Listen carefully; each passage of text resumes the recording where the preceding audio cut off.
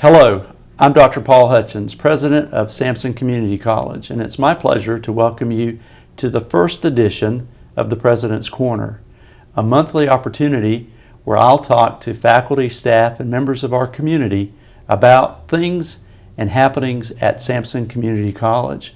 And it's my pleasure today to welcome the Dean of Continuing Education, Ann Butler, as my first interviewee, and it's a pleasure to have an opportunity to chat with you today, Ann. Thank you, Dr. Hutchins, for inviting me to be your first guest, and I always look for every opportunity to talk about continuing education, so thank you for giving me the chance to do this and to brag a little bit, or a lot, about where I work and the people with whom I work. Excellent. Well, Ann, why don't we start by getting you to explain, if you would, to the audience about the purpose and scope of the mission of continuing education at Sampson Community College. The mission of continuing education is to serve the needs of employers in this area, to serve the needs of citizens in this area who want to improve their skills and their education so that they will have better job opportunities that will give them the opportunity or the chance to become productive citizens, to gain personal fulfillment, and really to achieve their personal goals and their educational goals. And so that's a big area, and so it's a big job. Absolutely. So does continuing education offer opportunities and programs to get people into the workforce, and or perhaps that are already in the workforce where they can come in and kind of sharpen their skills and be able to move up in the business or industry that they're working in? Yes, sir, we do. We actually have 6 areas that are a part of continuing education, and they focus on just exactly what you've talked about. And I'd like to talk about each one of those areas very briefly. The first one being basic skills, and that is the area of continuing education that focuses on helping people get those basic fundamental skills in reading, language, and mathematics that are absolutely essential to getting meaningful jobs, to becoming productive in the community, and that will improve employability skills and help people become more self-sufficient. The 3 areas that are part of basic skills are adult basic education, which focuses on helping people become literate in those 3 areas that I talked about: English, math, and reading, that for whatever reason they did not get in their formative years in school. The second area is high school diploma equivalency, and here that would be the GED, that can help young people or adults get that high school diploma that now is becoming more and more critical to getting a good job and getting a good career. And then the third area is English as a second language. We have an exploding Hispanic community in this area, and these folks are very eager to learn our language so that they can better navigate in our society. And so we have a very robust program for these students to help them become more comfortable living in our country. The second area that we have is HRD, and that's human resource development, and that is the area that really focuses on helping people who may have never had a job, who have lost a job due to an industry layoff, or that are underemployed, possibly working part-time in the fast food industry, but not really making enough money to be able to be financially stable. This program helps them, those folks, to get those basic skills needed to get jobs. It's amazing to me, and I guess anybody who's worked for a long time, that there are a lot of folks who don't know how to fill out a job application. They don't know how to write a resume that can help promote themselves so that they can actually go in to a potential employer and sell that employer on their abilities. And the class also focuses on key job skills such as time management. Knowing that you got to go to work on time, and when you're there, be productive, and teamwork. A lot of young people going into jobs these days don't understand that you've got to be able to work with people and get along with folks in order to be able to do your job effectively. So HRD focuses on this. The third area is occupational extension, and that's the biggest area of continuing education, and that's the area that focuses on fire, rescue, allied health programs. We do law enforcement training, and to do their mandated in-service training that was required of them every year. Probably the biggest area that a lot of people are getting to know more and more about in occupational extension is truck driver training. And that is a program that started in 2007 with just a handful of people.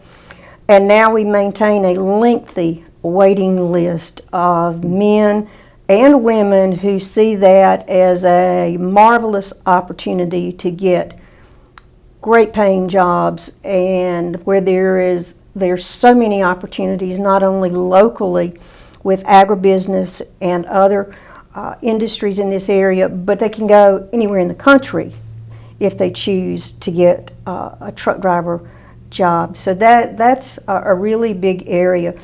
Customized industry training is another part of continuing education, where we do industry-specific training that focuses on job growth, that focuses also on technology enhancement and on productivity enhancement. And there is training available to industries for these specific areas at no cost to those industries if they choose to get involved in a customized training project. And we have a large number of businesses in Sampson County who have taken advantage of this.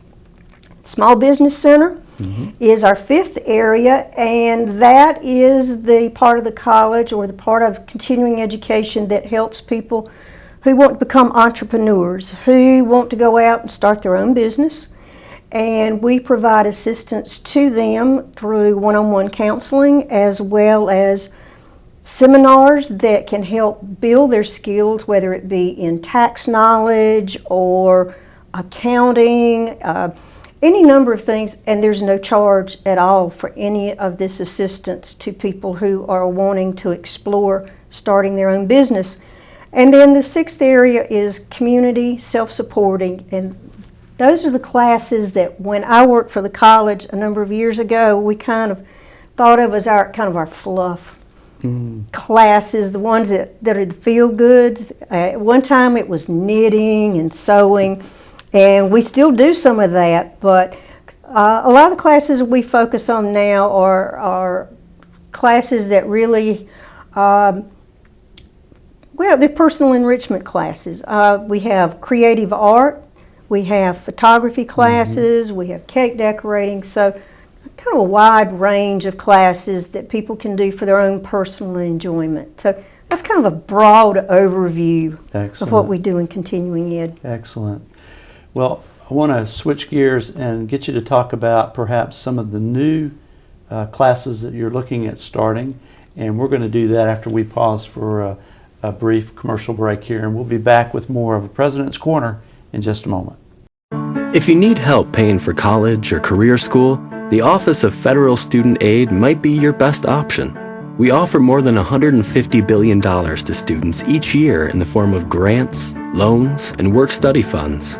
And federal student aid can be used to pay for school expenses, such as tuition, room and board, and books and supplies.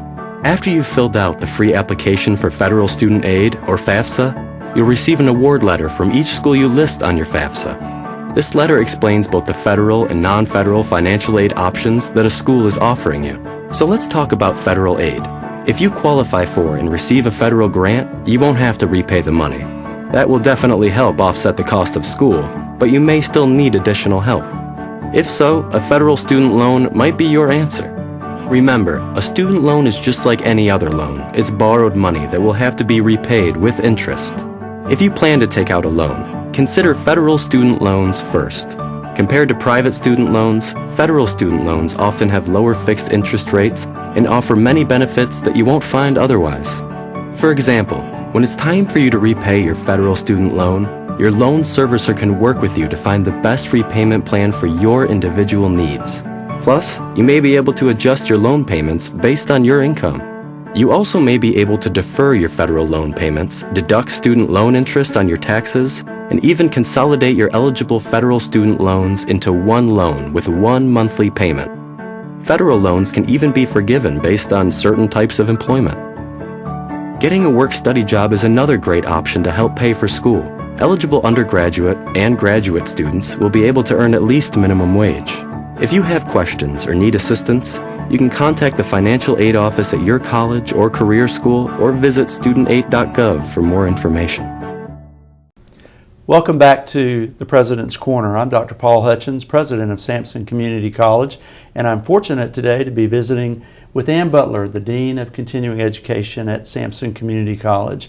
And I want to switch gears just a little bit now and ask you to talk about perhaps a few of the new courses that are either starting now or will be starting soon that's happening in continuing education. Okay, that's one of the great things about continuing education. Sky's the limit. So we always have new programs that we are either contemplating or that we're starting.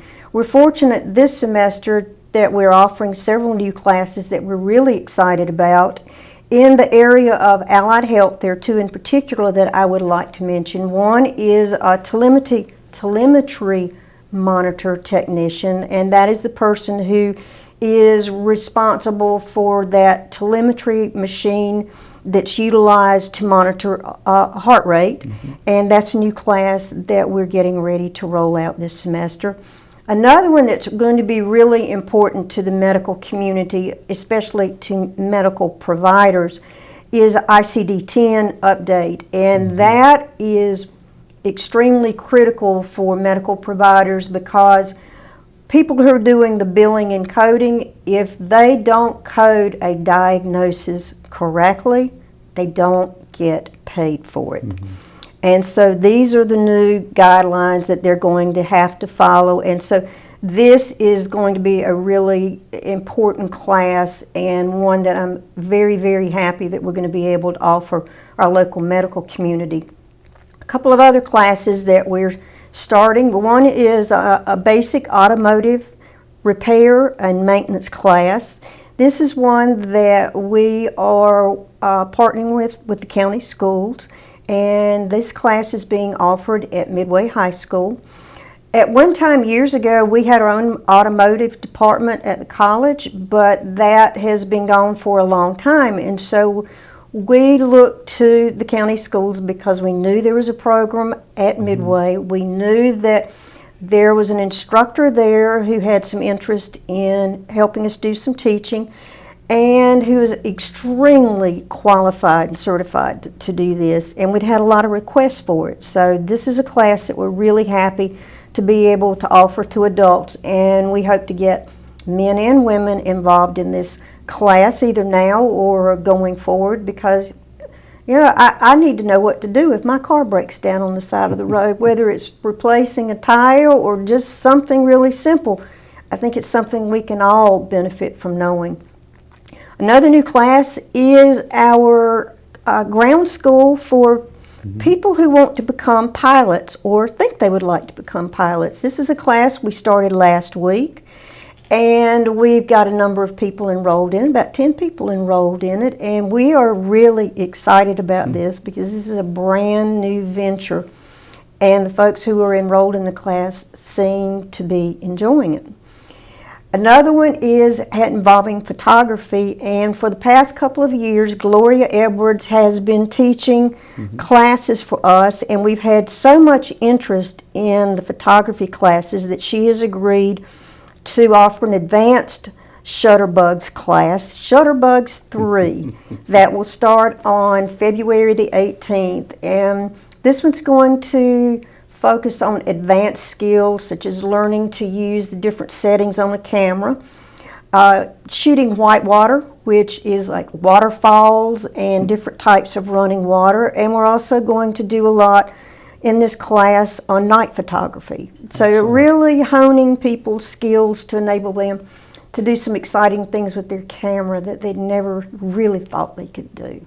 Wonderful. So these are some things on the horizon. And I know you're getting ready to start a yoga class in the month of February. Yes, we are. We are starting a yoga class on February the 9th, and we're going to offer that in our ammonia refrigeration building that's on the back side of the campus from 5:30 to 6:30, and it'll be spread out over an entire semester, which will make it very affordable for people to come. And I think it'd be a great way for people who, especially working folks, who want to know how to wind down at the end of a busy day and kind of work the kinks out of ourselves before we go home. Whereas I tell my husband to work the meanness out of me before I go to the house.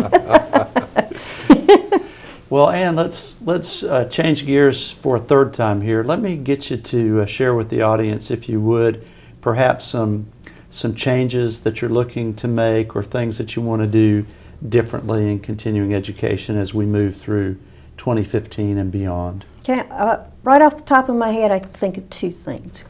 One involves our truck driver training program. We have three components of the training program. One is the classroom part of it that's here on campus. And the second part is the open road, which people see our trucks all over Sampson County and surrounding areas. And the third part that I really would like to see something change about that is the training field part of it. Right now, our training field for the program is on the other side of the Country Squire in Kenansville at Ag Provision. They have been very gracious at this company to allow us to use part of their parking area as a training field, because at this point in time there is no paved area in Sampson County large enough to be able to accommodate our trucks and to provide the training areas that we need. For our students, many of whom are currently unemployed and are looking at this as an employment opportunity, this is a hardship for them to have to travel to the other side of the Country Squire every day for 16 weeks or 8 weeks, depending on which program they choose for training. So we would really like to be able to bring this back here and make it more convenient for our students, because that's one of the focuses of our division, is to make learning convenient, and right now it's not. The other program that I would really like to see us broaden or expand is the program that we used to call compensatory education, but now we call it, it's part of adult basic skills, but our program is called the ACE program. It's called the Academy for Continuing Excellence. And the people in this class are adults with intellectual disabilities that they either acquired through birth or some type of injury. But we serve right now about 130 students, adults in the county. We have 3 sites. We have a site here on campus. We have a site in Roseboro and one out at the county office complex through ADAP. We would very much like to expand our facility here on campus to have a multi-purpose room that we can use for education, for physical activities, for any number of activities, but to bring all of these students onto our campus so that we can better serve their needs. Also, if we had our own facility here on campus, we would be able to serve more people than we're currently serving, because our facilities that we have right now are at capacity. But this is a truly special population that I feel tremendously committed to providing the best services that we can to them. And we are getting ready, as we speak, to launch a fundraising effort to be able to expand our facility here on campus so that we can make this dream come true and that we can really provide the best possible services we can to these folks. So that's those two things on my wish list. And both of those are exciting, and I'm very hopeful that this giving community that we live in will join hands with us and help us make the expansion of what we do for the compensatory education students a reality. And I look forward to working with you on that fundraising effort, Ian. Let me stop now and go to perhaps the last thing that I wanted to chat with you a little bit about today, and that is, when I think of continuing education, I really see it for Sampson Community College as a guidepost on meeting the needs of our community, and you do it so well. How do you do that, Ann? Well, Dr. Hutchins, I think there are a number of things that we put into practice to be able to do this. I think first and foremost, we've learned to become good listeners. Wherever we go, we try to keep our ears open to learning opportunities that can benefit individuals, groups, industries, whatever. And when we hear those suggestions, then we try to follow up on them, and if there's any way possible, if it is feasible to be able to offer those opportunities to the community. We do it through listening, by going to community groups, by listening to our students. We do class evaluations, and we read those evaluations of what our students tell us, and if they offer us suggestions about a new class or a better way to do something, then we take that information to heart and we utilize it. The second thing I think is great about continuing education is we are adaptable and we are flexible. We can go anywhere at any time and do just about anything if we have the number of people who want it done. We have classes during the day, we have classes at night, on the weekends. We can offer classes here on campus, but we can do the same thing in a church, in a community building, anywhere where people will come in, will allow us to come in and have a class. And I think that's wonderful. We have learned to change on a dime. There are times when we think we have a class that's going to start at a particular time and something comes up and we have to change it. And that's just a part of what we do, which makes continuing education opportunities all the more attractive to people because we're flexible. The third thing that I think is really important is that, you know, we communicate to people in a lot of different ways. We try to use every method that we can to get the word out to people, whether it's the monitor out or the marquee in front of the college, the newspaper, the radio, Chamber of Commerce listing. We try all types of ways to get our message out because we realize people get their information in a lot of different ways. And so we have to be knowledgeable about that and use those opportunities to be able to reach our audience. And let me reference my notes, make sure I don't forget anything. And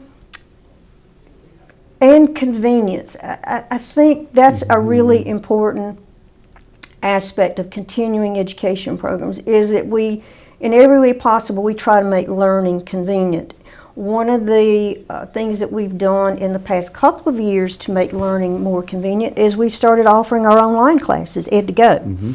And we are seeing an increasing enrollment in those classes, and it's about 300 classes that people can access by going to our website and looking at Ed2Go.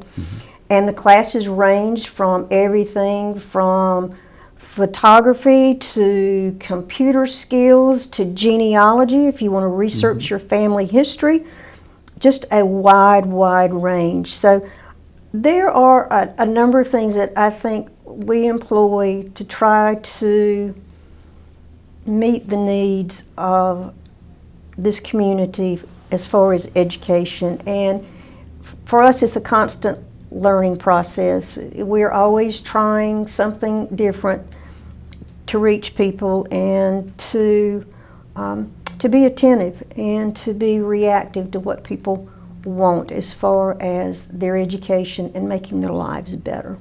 Okay? That's it in a nutshell. Well, thank you so much, Ann. I want to thank you again for being my first guest on the President's Corner. I've enjoyed this opportunity to visit with you, and thank you for the leadership you provide here at Sampson Community College. We're grateful to have you as a part of our staff. Well, Dr. Hutchins, I'm just a member of the band, and you're the leader of the orchestra, and you make great things happen for us, and I appreciate that, and I appreciate your leadership. It's a pleasure to work with you. Well, thank you, Ann. Well, as we close this session of the President's Corner, I guess I would remind our audience that our new slogan here at Sampson Community College is "Begin here and go anywhere." And I can tell you today that the things that Ann has shared with us about continuing education really indicates that that is true. You can come here and get a great education and go on and be successful anywhere that you want to be. I want to invite you to join us again in the future. This will be a monthly program, and I also want to thank Star Communications for providing the Sampson Community College channel here through Star Vision, and we're grateful for their support. So thank you for joining us for President's Corner, and we'll see you next month.